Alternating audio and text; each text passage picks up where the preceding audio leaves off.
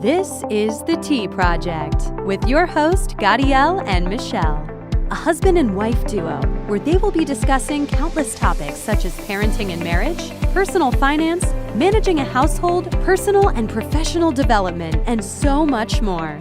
Gadiel is a father, husband, a military veteran, and a lawyer. Michelle is a mother, wife, boss, and above all, a productivity enthusiast. Each week, they will be providing you with fresh and valuable content, so stay tuned. And now, welcome to The Tea Project. Hey folks, welcome to another episode of Tea Project. Hi everybody. We hope you guys are staying safe through the coronavirus crisis that we are dealing with. But today we have a special episode on, I'll let Michelle, she's the creator of this episode, so I'll let her come up with All right, so we're going to talk about 13 ways to bring additional income, especially in this time where you want to make sure for those who still have their jobs, this would be an additional cushion. And those who don't have jobs, this is opportunity for you to have some kind of income coming in. So, all right. So reasons, obviously, like I just said, the reasons why you would benefit from this is if you wanted to save money, bring down your debt, or you feel stuck at your job. They're in no particular order, and just a fair disclosure, they're not easy, but they take time and dedication. And here's another disclaimer that if you live in a county just like ours, like Miami-Dade County, the mayor of the county gave an order that only essential job functions are remained open.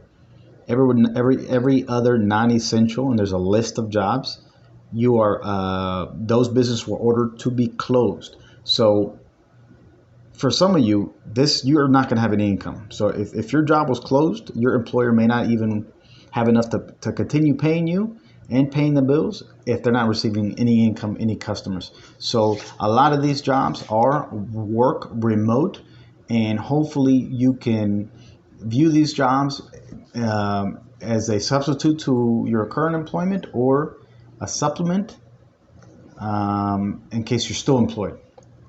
And I think for the most part, the ones that are open for sure, obviously, is healthcare.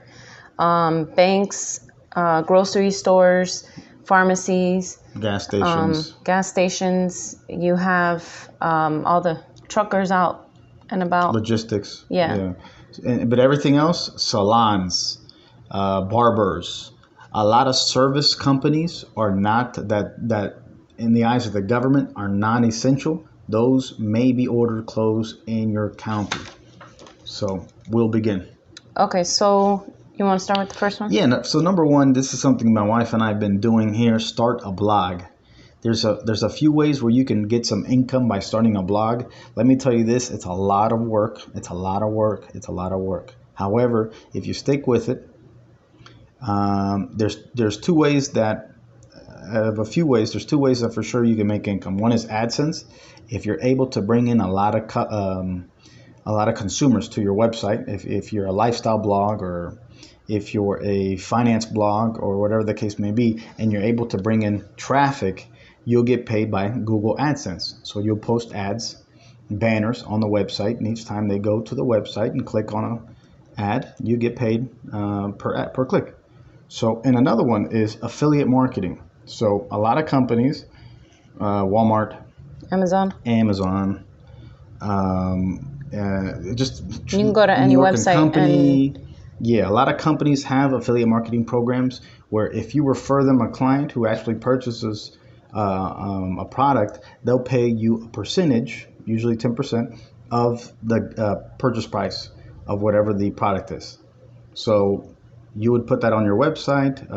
If you're talking about, say, Amazon product on a blog, you would link the Amazon affiliate link.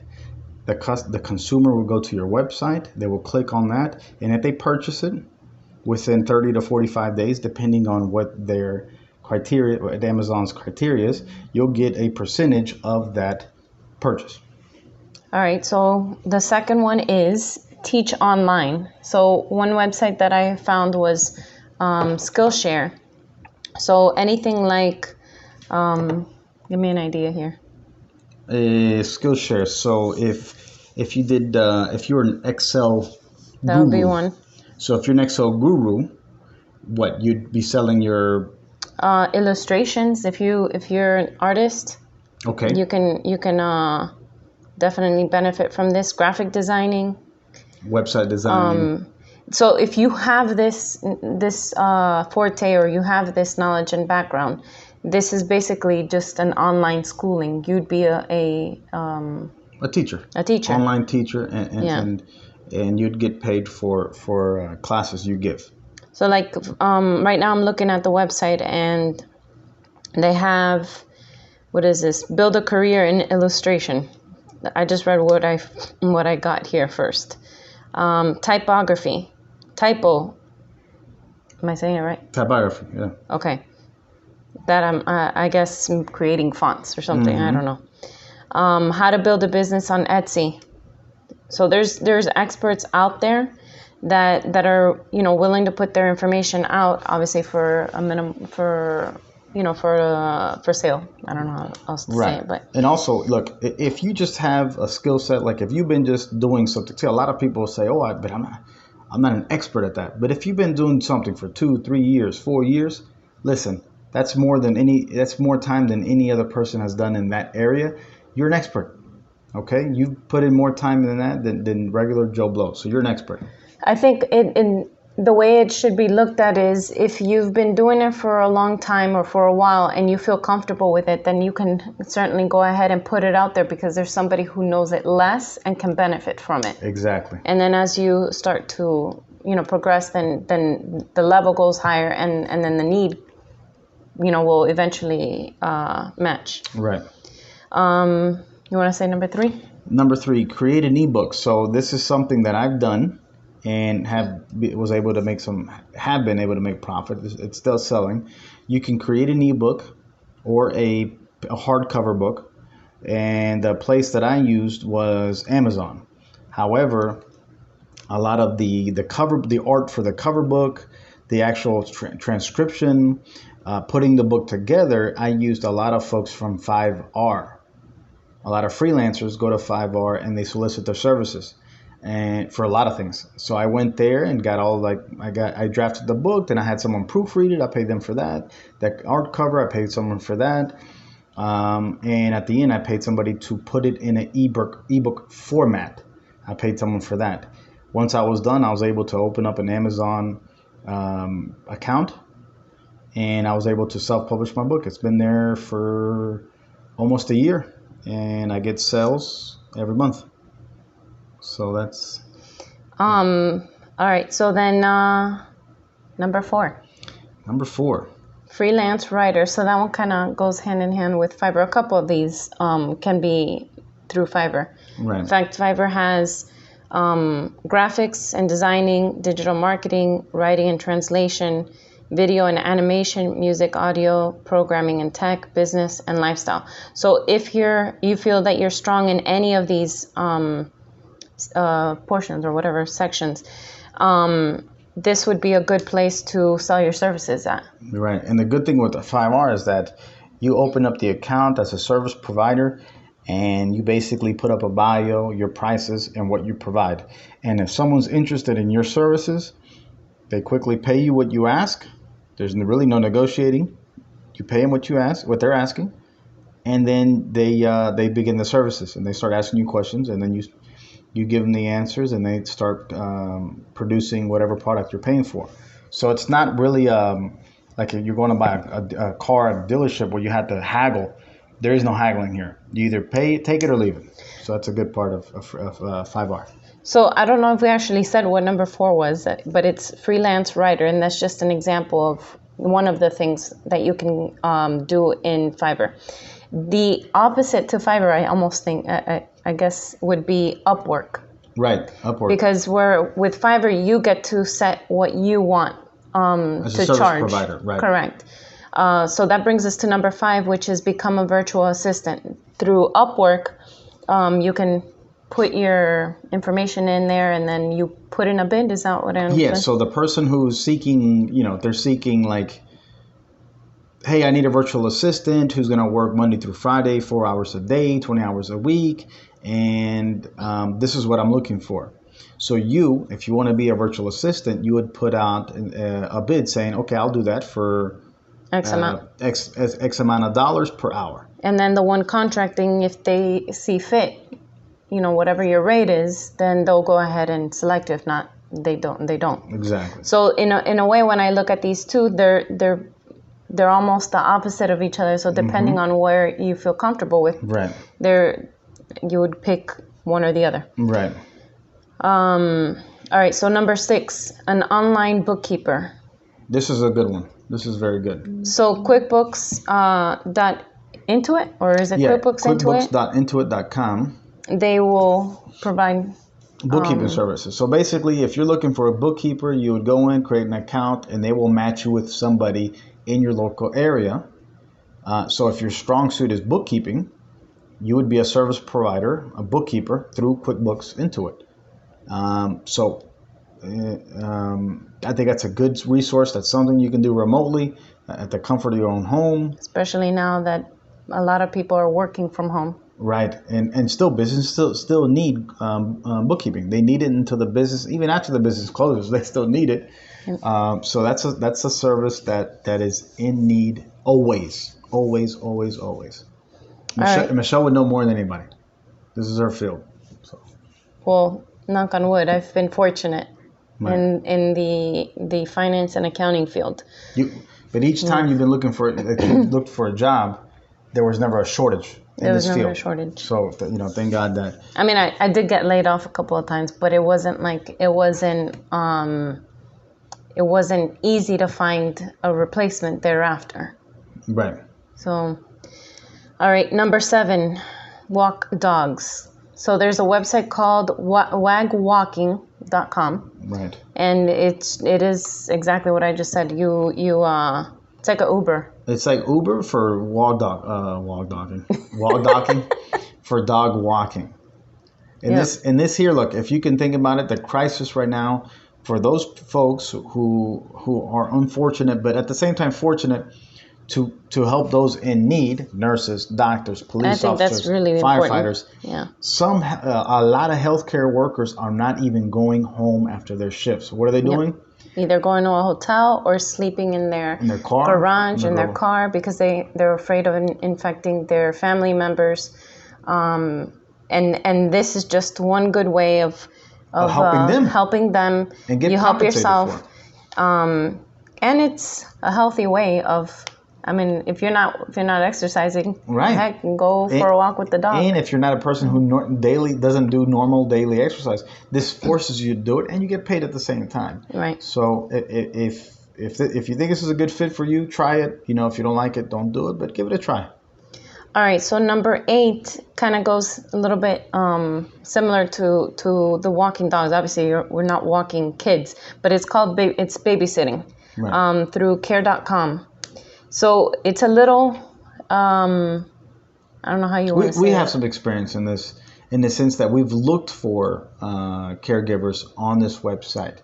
So the process essentially is you do it by your area, and you filter by criteria, experience, the amount that the caregiver charges. I think the how do I say it? The little weird thing about all this is, of course, when you think of, I don't want to let somebody into my house right now. A stranger.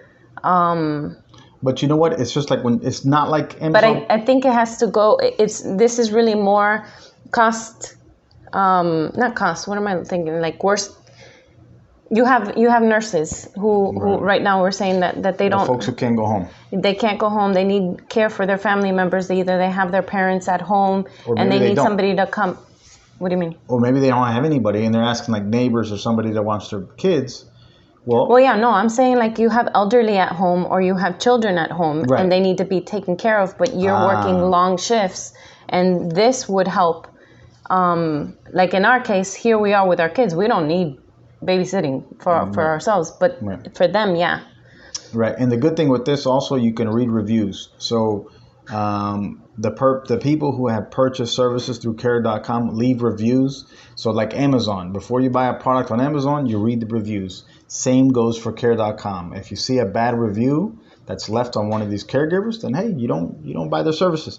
But if it's somebody that has a great review, a lot of reviews, and the reviews are candid, and you can say, you know what, I can trust this person, that's who you select, and you check it out.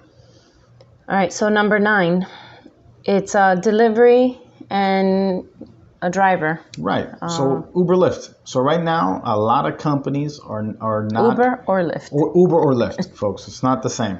It's not Uber Lyft. Yeah. It's Uber or Lyft. So right now, I'm pretty sure that that's booming big time because you have people delivering food from restaurants. You have grocery stores being, where they're delivering. For instance, Walmart with Postmates. Instacart with Publix, Uber Eats. So a lot of these companies are giving delivery only. Why? Because no one is coming in to eat. No one's leaving their home because of self-distancing. And hey, there's a need now. Yes. There's an opportunity to make some money delivering. Okay, so number 10, it's if you are a good photographer, if you like photography, you can go to smugmug.com and sell your photography there. So that's one way of earning some additional income. Yeah, folks. I mean, just because you're being quarantined at home doesn't mean you can't take pictures. Look, a lot right now, TikTok and all these social media, it's booming with pictures, right? Because these folks have nothing else to do but take pictures and goof around all day. Okay, so that's where you can see if you can turn a profit on some of these pictures. I know because my wife does a lot of TikTok and a lot of these other things. And one day of TikTok. And we're going to figure out how we're going to turn a profit on this TikTok. One day of TikTok and you call it like... No, she's not a professional at it, a habitual TikToker. But what I'm saying is this. Right now is a need. There's a big opportunity in many industries. Specifically working from remote, and there's a lot of jobs you can do it. You gotta take advantage. Never in history has it been so prevalent to do these types of works. It's almost like my wife was saying to me earlier. It's almost socially acceptable now to work from home, to be in a professional industry where if you're a lawyer and you're providing services at your home, it looks unprofessional. However, the tides are turning where it's becoming socially acceptable. I'm getting calls at home because the client's on home and they're okay with that. They're not saying, hey, sir, can I trust you with my case because you're working from home? And wearing PJs. Wearing PJs. And attorneys should be, in the office with 3-piece suits and charging me an arm and a leg. But right now, still charging me an arm and a leg. Right, we're charging them arms and a partial leg, but not the whole thing. But folks, you got to take advantage, man. All right, so number 11, which is run errands, similar to the delivery and driver, but this one's tailored more to, you have the elderly who need their medicine delivered. Even though I know CVS and Walgreens, they're all doing home delivery. They did it before, they're doing it more now, but I don't know, they need something delivered to them, and they need somebody who they can trust. So through TaskRabbit, they can do that. Yeah. Not related to TaskRabbit, but you talked about nail salons, how they had to close, and non-essential businesses. Right. But what I've noticed a lot, which is great, is that now they're doing home visits. Right, you're right. Which is great. The only, I'm pretty sure that a lot of people feel a little uncomfortable because there's no way of knowing if that person has the coronavirus. Right. Yeah.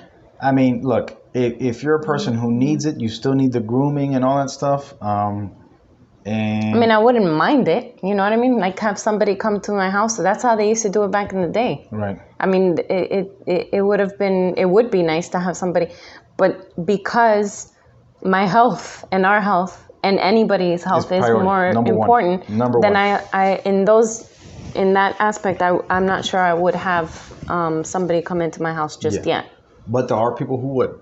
So if you are a person who works at a nail salon, hair salon, consider doing driving. Look, if you still got to pay bills and that's what you do, that is your trade, this is what you do to make to earn income and to pay your bills, I'm not saying take the risk, but you need to consider it. Strongly consider doing home visits. I mean, I know that a lot of them there's a lot of emphasis on our cleanliness is our number one priority, which is good. So I think that if you are going to be driving around and you are a nail technician or a hairstylist or whatever, then you probably should consider taking precaution with wearing a mask, even though in parentheses I know we are limited to that. Yeah. Even makeshift mask. Makeshift mask. Actually, let me take that back, because even at our job, we're considering getting masks from nail technicians, so they have. So you guys already you see them, right? When you go to the nail salon, you see them with the mask on, right? Traditionally, they wear masks when they do nails. Chinese ones. Yeah, but they wear it. Not the Hispanic ones for some reason. Yeah. I don't really? know. Yeah. Okay, yeah, so I don't know. I guess depending on the salon and the culture of the salon, some may already have it. Either way, you know what? I think you make a good point. If you're gonna be a person that's gonna go to someone's home and give services, put the little booties. Show them that you're taking that into consideration, so they can trust you. And at the same time, you don't know what you're getting into. They may have this house that you're going into. They may have the coronavirus. You want to protect yourself from them. Yeah. Wear what? The booties, you're saying? Wear the booties. The mask. Have the what is it? The hand sanitizer. Have the spray, the disinfectant spray. Have that with you. And when you set up your make sure to pay in toilet paper and hand sanitizer. And look, if you want to pay them in toilet paper and TPs and all that, then and they're willing to accept it because they may need it, because we just don't have any here. Every time we see on TV or social media, Facebook, every store is, for some reason, folks take that. And I keep thinking, like, what is it? Do they think like if I don't go back to work, we're gonna be stuck like pooping all day? Like, I don't get it. Seriously. It's not like we go to. They probably thought that was one of the symptoms of what, the corona. Yeah. Is like you do a massive poop, or they live in Miami, where the Hispanic culture is like you have 20 people in the household. They not, you know what? You need to run and get the toilet paper because they got 20 people. Yeah. And if you're Hispanic, all you do is eat all day, and it's greasy food. Then yeah, maybe you need it. Anyhow, let's move on. Anyhow, number 12 is sell your stuff, and that can be through Etsy, through Letgo, a bunch of different ones. So if you like to do arts and crafts, you can do them at home, right, and sell them. And actually, we were talking about that earlier today. You can maybe order prepaid posted. Yeah. So if you want to sell something at home, so Michelle is considering doing something Avon. She did that for many years, probably now for going on 12 years, 10 years, since 2011, or maybe even before that. Always. Like a decade, maybe a decade, 15 years. For a long time, guys. To get the date, it really doesn't matter. However, the point is this. She's considering doing that. Why? Because it's a way of making income. Look, guys, we all need it. Doesn't matter where you live, what bills come due each month. So she's considering going to Etsy, selling her Avon products. She's also has. I don't know if you can. I have to research that. But she has another store on Etsy, because look, we're professionals and we have full-time jobs doesn't mean that we're not going to look for passive income, look for other ways of making income. She has her Etsy store where she sells Excel products. So if you're a student, a college student who is now at home doing college, and you need, like, oh my God, I don't know Excel, I got exams, or I got your bookkeeper, or whatever the case is, and you need Excel spreadsheets with the formulas already built into the spreadsheet, she sells that. Now, I'm not telling you because I'm trying to sell you a spreadsheet. No, I'm giving you an example that even a professional who is still employed can and will look for other ways of making income. And B, if she can do it, you can do it too, guys. Most of the Etsy most of the products you're gonna see on Etsy is gonna be like jewelry, handcrafted paper, items. Craft. What did you say again? Handcraft items. Yeah. And that brings me to when you Oh, she greeting got cards? the idea. What is it? Greeting cards? Greeting cards. Check this out, guys. Mimi's cards? Check this out, guys. So this is like a decade ago, because I don't know the year. A decade ago, she had the idea of this, and she's good at these ideas. She had an idea of, I'm gonna sell greeting cards on Etsy, and these are handmade greeting cards, like handcrafted. Like she made the greeting card. She put like the paper, a nice paper. She drew the calligraphy on there. She put like little roses and little things, whatever. And it's a greeting card. And she bought it. I'm sorry, she sold them. She sold items. People bought them. And we were like, man, oh my God, there's a need here. People are interested in buying greeting cards. So that was, a decade ago. She did that. And look, if you ever think of, I never would have thought of like you can sell greeting cards, like handmade greeting cards, but you can. At that time, I think Etsy had kind of They were small. Recently still. started. They weren't big. And The other, they hadn't gone public. So go ahead. So the other one is let go, and that one is look around your house and just look at items that you haven't, maybe your storage or your garage or whatever, and look at for items that you haven't used in a long time, and that can potentially have value for somebody else. So it's like Craigslist, only I think with the let go you can actually put reviews on people so that you are, you feel comfortable having a transaction with them. It sounds like no word. And this is a good way to get rid of that garbage you have in the garage. You know what I mean? If you're hoarding a bunch of old stuff, get rid of it, guys. So sell it. All right, and then the last one, which is number 13, that one basically is ask for overtime at work. Ask for overtime.